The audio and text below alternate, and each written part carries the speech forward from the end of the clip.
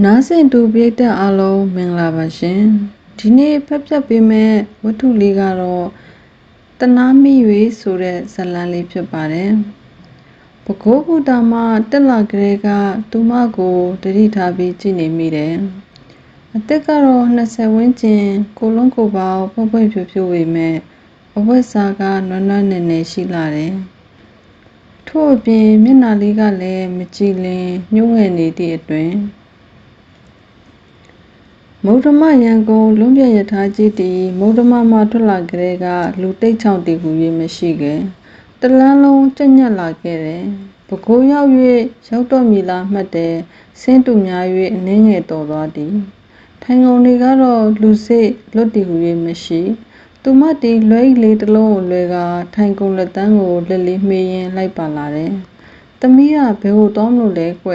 ဒေါ်ထွေးမြသည်ငကိုကလေးကတနာကျင်ကျင်ရှိနေသည်နှင့်မနေနိုင်တော့ပဲဖွင့်မေးလိုက်မိတယ်အဖွားကိုအားငယ်တော့မျက်နှာလေးဖြင့်ကြည့်လိုက်မိပြီးကျမရန်ကုန်ထိအောင်သွားရမှာပါဖွာအော်ရန်ကုန်သွားမှာလားတော်တော်လူသေးတာပဲကွဒီတိုင်းမတက်ရက်ပြီးလဲရမှာညောင်းကျင်စရာကြီးအဖွားနားမှာလာထိုင်ကွ2ယောက်ထိုင်ကုန်ဆိုပေမဲ့3ယောက်ထိုင်လို့ရတယ်ဒေါ်ထွေးမြနားမှာပေပေပပမျိုးသမီးငယ်လေးတယောက်ကရှိနေတယ်ကောင်မလေးကပထမတော့ညင်းရှာသေးတယ်အဖွားကြီးကမရမကတိုက်တော်တော့မှထိုင်ပြစ်သွားတယ်ကောင်မလေးလည်းကျုံကျုံလေးနေတိုင်းကမျက်လွှာချထားတော့ဖွားကြီးကမနေတာတော့ပဲဖွင့်မေးရပြန်တယ်ဆက်စုတယ်လို့မထင်ပါနဲ့သမီးရဲ့ယထာဘော်ကိုတမီးတက်လာကလေးကအမေအကဲခတ်နေတာမျက်နှာတိတ်ပြီးညှိုးငယ်နေတာရဲ့နှုတ်ဆိတ်လွန်အားကြီးနေတာရဲ့တို့ကြောင့်အခက်ခဲကြီးကြီးမားမားကြုံတွေ့လာခဲ့ရတယ်ထင်လို့အမေကူညီနိုင်တာရှိရင်ကူညီပြစေကွယ်ကောင်မလေးတီဒေါ်ထွေးမြောက်ကိုခေါင်းလေးငှက်ဆောင်ကကြည့်လိုက်တယ်မြင့်ရည်ကြီးတို့ပင်မတိမတာဝဲနေလေပြီဒီလိုပါအမေသမီးနာမည်နှင်းနုလို့ခေါ်ပါတယ်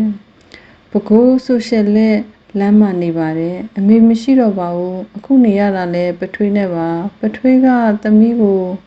နှင်းနုကအင်္ဂလိပ်ဆိုတစ်ချက်ရှက်လိုက်တယ်ဒီလောက်ဆိုဒေါ်ထွေးမြတဘောပေါက်သွားပြီဖြစ်သည်မမေးဘဲနဲ့လဲတိလိုက်ရပါပြီအေးလေစိတ်မကောင်းစရာတွေမတွေးပါနဲ့တော့ကွယ်ဒါနဲ့သမီးကရန်ကုန်ကိုသိမ်းဆောင်လာတယ်ဆိုတော့ဘယ်သူစီကိုသွားမှာလဲကွယ်သမီးမှာသွားရမယ့်အိမ်မရှိပါဘူးအမေရဲ့ထွက်လာခဲ့တုန်းကတော့ဖြစ်ချင်ရဖြစ်ဆိုပြီးခြေဦးတဲ့ရဆိုတယ်လို့ပါပဲဟဲ့မိန်းကလေးတယောက်တည်းခြေဦးတဲ့ရသွားနေလို့ဖြစ်ပါမလားကွယ်အိုးမဟုတ်သေးပါဘူးမတူတော်တွေနဲ့တွေ့သွားရင်ခက်ကုန်တော့မှာပဲတခုတော့ရှိတယ်အမေစီစဉ်တာကိုလက်ခံမယ်ဆိုရင်တော့ဘဝရှိရေးစိတ်အေးရမယ်အိုးအမေစီစဉ်တာဘလို့ပဲရှိနေဟိုမှာတက်ဆိုင်တော့ပိုကောင်းမှာပဲသမီးဒုက္ခကိုကယ်နိုင်ကယ်ပါဦးမေရဲ့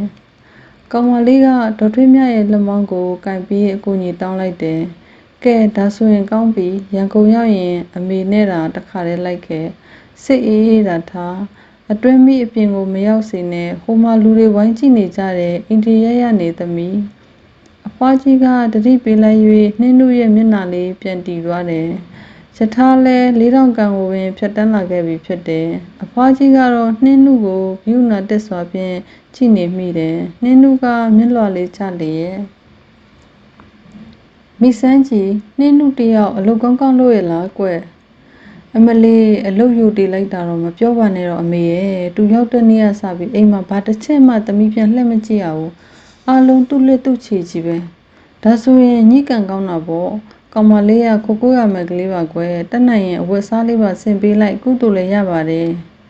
ဟုတ်တယ်အမေသမီးတို့ကိုသွေးသားလိုပဲသဘောထားပါတယ်ကိုလှဝေးကလည်းနှင်းနုလိမ်မာလုံးလို့အိမ်ပေါ်လိုသဘောမထားဖို့အမြဲတမ်းပေးပါတယ်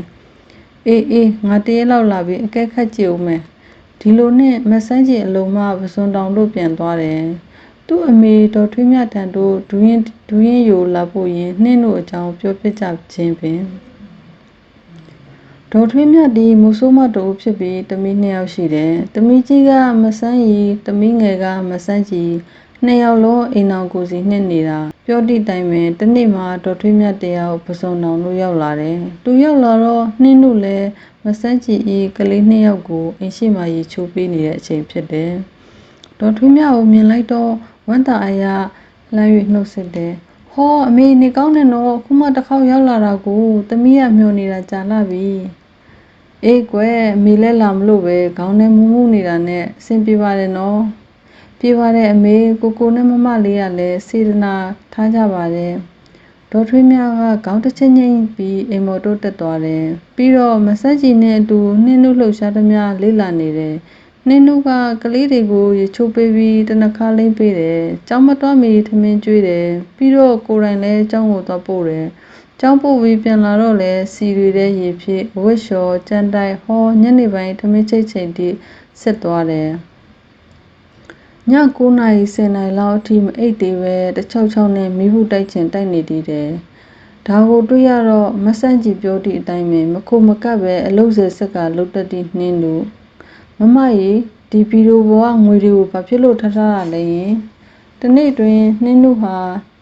ကျမွေးတန်တစ်ပတ်စီတစ်ချောင်းဖြင့်ဗီဒီယိုတွေကိုပုံလဲနေရင်85ချက်တန်ပါကင်တစ်ထုပ်ကိုတွေ့လိုက်မိတယ်ဟင်ဘယ်မှာလဲနှင်းတို့ဟုတ်ပါရဲ့ကြည်စမ်းတာမောင်မေ့ပြီးတော့တင်ထားခဲ့တာဖြစ်မယ်တော်ရီးတာပေါ်နှင်းတို့အလျင်မြင်ပြီလို့အိမ်ကိုလူစိမ့်တယောက်ရောက်လာလို့တွေ့သွားရင်ဗီဒီမမေးနဲ့ပါသွားမှာပဲစိတ်ချမဆန်ချီတီကိုလှဝေငွေတို့ကိုပြပြီးမိတွန်တောက်တီးရာကိုလှဝေကအေးကွာအိမ်ပွဲစားရလာတဲ့ငွေမောင်သိမ့်ဖို့မေ့သွားတယ်ဟုနှင်းတို့ကြအောင်ပြင်ဖြေလိုက်တယ်နှင်းတို့ကွယ်ရမှာတော့နှင်းတို့ရဲ့ဇာရိတခိုင်မကိုင်စမ်းကြည့်ချင်တာဟုဆိုသည်နောက်တော့မဆန်းကြည့်ရပါမဆန်းကြည့်ကပါလက်စွပ်သေးလေးအစားရေချိုးရင်းကျွတ်ကြံရခဲ့တယ်လို့လက်ကောက်ကိုမှန်တင်ကုံပေါ်မှာတနခါလင်းချွတ်ထားမိတယ်လို့ခဏဆန်းကြည့်ကြတယ်နှင်းလူတွေ့ပြန်ပေးရသည်အဖို့နံပစ္စည်းတွေမို့ဂယူးဆိုင်ပါဟု၍လည်းတတိပေးရှာပါတယ်ဒီကောင်မလေးအတော့ကိုတက်ဆာရှိတယ်အိမ်လဲလုံနေအားလဲကိုရတယ်တို့တော့လူယုံတယောက်ရသွားတာပဲဟေ့ကိုလှဝေကနှင်းနုကိုအပြက်ချီးမွမ်းတယ်ဖြူစင်သောနှင်းနုရဲ့မျက်နှာလေးဟာလောဘတက္ကရာကင်းရှင်းနေမှုကိုဖော်ပြနေတယ်ပင်ကိုစိတ်ထားကိုကရိုးစင်းနေတယ်နှင်းနုအတွက်နေဖို့စားဖို့ရရင်တော်ပါပြီမမရဲ့တဝမ်းတစ်ခါပြင်ပို့ပြီးတော့အလိုမရှိပါဘူးမမတို့ကိုတို့ကြည်ပြူနေတွေ့တော့နှင်းနုဒီမှာပဲနေမယ်နော်နေထိုင်မကြိုက်တာရှိရင်လည်းခြိုက်ပြီးတော့ဆုံးမနိုင်ပါတယ်မမရဲ့ဟုတနာစပွဲမူရလေးဖြင့်မကြခဏဆိုလိုပြောတတ်တယ်လေးလလောက်ထိကြာတော့နှင်းနုဟာမဆန်းကြည်တို့အတွက်တွေးတောရင်းရှာပမာဖြစ်လာတယ်တအိမ်လုံးသူ့ချေသူ့လက်မကင်းဖြစ်လာတယ်ငွေကြေးအစတော့ဗီဒီယိုသိမ်းခိုင်းတာအထိမျက်နှာလွှဲနိုင်ခဲ့တယ်နှင်းနုဟာမဆန်းကြည်တို့မိသားစုနဲ့သာမဟုတ်ပတ်ဝန်းကျင်နဲ့လည်းတင့်မြတ်ပြီးချစ်ခင်မှုကိုရရှိသူဖြစ်တယ်။သူတို့ဇနီးမောင်နှံကလည်းနှင်းနုကိုအိမ်ပေါ်ရလို့ပြောမထား၍မဆန်းကြည်ရဲ့ညီမဝမ်းခွက်လို့သာသိထားကြတယ်။အဆန်းရရော့ဒီပတ်စံနေတင်းထားလိုက်စမ်းမအောင်ကွာ။ပွဲစားကိုလှဝေကညနေဘက်အပြင်မှပြန်ရောက်ချင်းပင်အဆန်းရရော့ဒီပတ်စံနေတင်းထားလိုက်စမ်းမအောင်ကွာ။ပွဲစားကိုလှဝေကညနေဘက်အပြင်မှရောက်ချင်းလက်ကိတ်အိတ်ထဲမှာငွေ4000ကိုထုတ်ပေးလိုက်တယ်။ဘန်တုံများဖြစ်သည့်အတွက်သူလည်းအပြင်တွင်မိတ်ဆွေတဦးနှင့်ရှယ်ယာဆက်ပြီးအိမ်တွင်းစက်ကူလုပ်ငန်းအသေးစားလေးကိုတည်ထောင်ထားတယ်။အစိုးရပုံနေတိုက်တစ်ခုမှဖြတ်ဆက်များကိုလေလံဆွဲရန်အတွက်ကြိုထုတ်လာခြင်းဖြစ်တယ်။အစမ်းလက်မအားသေးလို့ပါမောင်ရနှင်းတို့ပဲတင်ခတ်လိုက်ပါရော့ဒီမှာဗီဒီယိုတော့နှင်းတို့ရေလက်စနဲ့ဗီဒီယိုတွေကခေါင်းအစွတ်သေးလေးလုံးထုတ်ခဲ့ဟဲ့ရင်းချိန်တွင်မဆန်းကြည်ကခေါင်းတွေမှုလဲမှုတ်တော့လုံနေတယ်နှင်းနုကတူမရဲ့အခန်းထဲမှာခေါင်းဖိနေတယ်မဆန်းကြည်ရဲ့ခေါ်ရံကြား၍နှင်းနုကပြေးထွက်လာတယ်မဆန်းကြည်ထံမှတော့ယူပြီးတော့ကိုလှဝေစီကငွေတွေကိုယူပြီးဗီဒီယိုဖွင့်ကအပေါ်ဓာတ်အကန့်လေးထဲမှာထည့်ပြီးတင်လိုက်တယ်ငွေတွေကဒီတစ်ခါအတော့ကိုများတယ်85ချက်တန်နေကိုစစ်စီထားနေမိစဉ်နှင်းနုရဲ့လက်တွေတုံရင်နေတယ်ထို့နောက်ဗီဒီယိုရဲ့အောက်မှာအဝတ်စားတွေထဲမှာခေါင်းစွပ်တွေကိုရွေးယူပြီးတကားနှစ်ချက်ပိတ်ကတော့ခတ်လိုက်တယ်တခဏအတွင်းမှာပင်တော့အများရှိသည့်စတီကွန်းထဲမှာဗီဒီယိုတော့လေးကိုဖြုတ်ယူပစ်လိုက်ပြီးဖြစ်သည်ရင်းတော့လေးကိုချွေးကန်အင်ကြီးကြားထဲညှက်လိုက်တယ်ခေါင်းစွပ်တွေကိုယူ၍အပြင်တို့အိန္ဒိယရပင်ထွက်လာခဲ့လိုက်တယ်ညဘက်တို့ရောက်တွင်လမယားနှစ်ယောက်စလုံးဟိုဘက်လမ်းရှိဖျားကိုညဘက်တို့ရောက်တွင်လမယားနှစ်ယောက်စလုံးဟိုဘက်လမ်းရှိဖျားကိုစုကတိအိမ်တို့သွားကြတယ် အိမ်မှာနှင်းနူးနဲ့ကလေးနှစ်ယောက်သာကျန်ရစ်ခဲ့တယ်။8 နှစ်အရွယ်မိန်းကလေးနဲ့6 နှစ်သားလေးမှာဧကန်းတွင်ဘောလုံးတစ်လုံးနဲ့စွန့်နေကြတယ်။ဧကန်းထဲသို့ဝင်လိုက်တယ်။ဗီဒီယိုကိုသူဖြုတ်ထားသည့်တစ်ချောင်းထဲသောဖြင့်ဖွင့်လိုက်တယ်။ငွေ4,000ကိုယူပြီးအသင့်ပါလာတဲ့ပလတ်စတစ်ထဲထည့်ပြီးတင်းစာစက္ကူနဲ့ပြန်ပတ်လိုက်တယ်။ထို့နောက်ပေးပေါက်မှထွက်ပြီးခြံစည်းရိုးထောင့်တွင်တစ်ရွတ်ခြောက်တွေနဲ့ဖုံးကာအမှတ်အသားပြုပြီးထားလိုက်တယ်။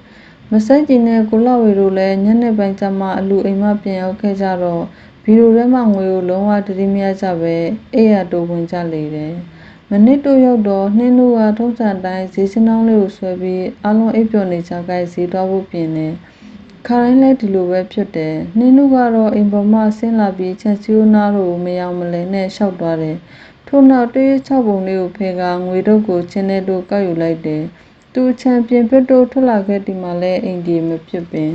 ။မောင်နှင်းတို့တယောက်ဈေးသွားတာခုချိန်ထိပြန်မလာသေးဘူး10 နာရီပဲထိုးနေပြီ။မဆန်းကြည်ကကိုလှဝေကိုစိုးရိမ်မိတော့လေတံဖြစ်ပြောလိုက်တယ်။ကိုလှဝေကပလက်ကလထိုင်တွင်တင်းစာဖတ်နေရကလှမ်းကြည့်လိုက်ပြီးသူ့ရဲ့ရွာကအတိတ်ရောက်နဲ့တွေ့လို့များအိမ်တွေပါလိုက်သွားလို့လားကွာဒါမှမဟုတ်လမ်းမှာတစ်ခုများဖြစ်နေလားတယောက်တစ်မျိုးထင်ရှင်းပေးပြီးမဆန့်ကြည်ကဈေးကိုလိုက်သွားလိုက်တယ်မတွေ့အချိန်တွေသာကုန်သွားတယ်စိုးရင်ရတဲ့အပိုင်းတို့ရောက်လာတယ်ရီးစားတွေဘာတွေများထားပြီးလင်းနောက်လိုက်သွားတာလားအိုးမောင်ကလည်းကောင်မလေးကရိုးရိုးအေးအေးလေးပါရီးစားရှိဖို့နေတန်တာဟိုအိမ်ဒီအိမ်တောင်ကူးတာမဟုတ်ဘူး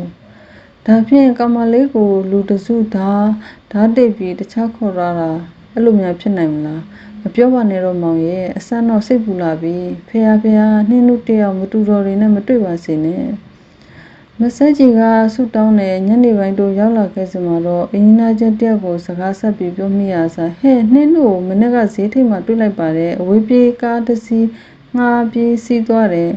ကားပေါ်မှာလည်းသူတယောက်တည်းဈေးချင်းတစ်ခုလည်းပါတယ်ချင်းနဲ့မှလည်းအထုပ်တစ်ထုပ်ကိုတွေ့လိုက်မိတယ်လို့ပဲ